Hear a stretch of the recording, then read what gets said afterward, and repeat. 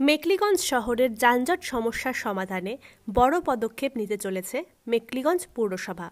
মেখলিগঞ্জ পৌরসভার কনফারেন্স হলে এই বিষয়ে একটি বৈঠকের আয়োজন করা হয়।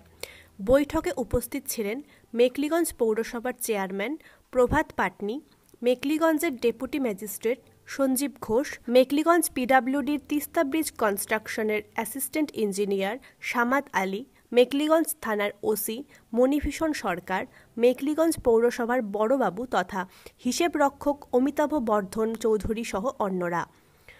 মেখলিগঞ্জ শহরে পার্ক মোড় থেকে পূর্বপাড়া এলাকাকে যানজট মুক্ত রাখতে টোটো চালকদের উক্ত এলাকায় না দাঁড়ানোর সিদ্ধান্ত নেওয়া হয়েছে। স্থানীয় টোটোগুলোকে নম্বর দেওয়া হবে।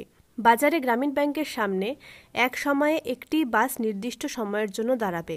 ম্যাজিক গাড়ির ক্ষেত্রেও সেই নিয়ম মানতে হবে। অন্য সময়ে টোটো গাড়ি সব আমন্ত্রণ ভবন এলাকায় থাকবে। পাশাপাশি প্রতিটা বাসকে নতুন টার্মিনাসে প্রবেশ করতে হবে।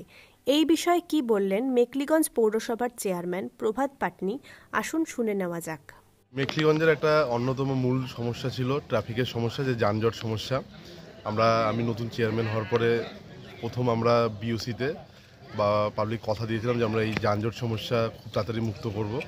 এই নিয়ে কালকে আমরা পুলিশ প্রশাসন, মহকুমা প্রশাসন ও পৌর প্রশাসন সবাই মিলে আমরা আমাদের ম্যাজিক বাস আর টোটো ইউনিয়ন এদেরকে নিয়ে আমরা একটা মিটিং করি পৌরসভা মিটিং কনফারেন্স হলে।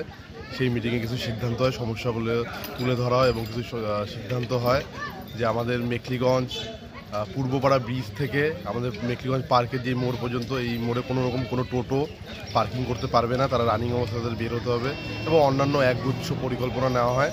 আমরা মাইকিং করব, আজকে থেকে মাইকিং করব জনগণকে আমাদের জানানোর জন্য সকলকে, আর খুব তাড়াতাড়ি পদক্ষেপ গ্রহণ করে এই জিনিসটা কার্যকরী করা হবে।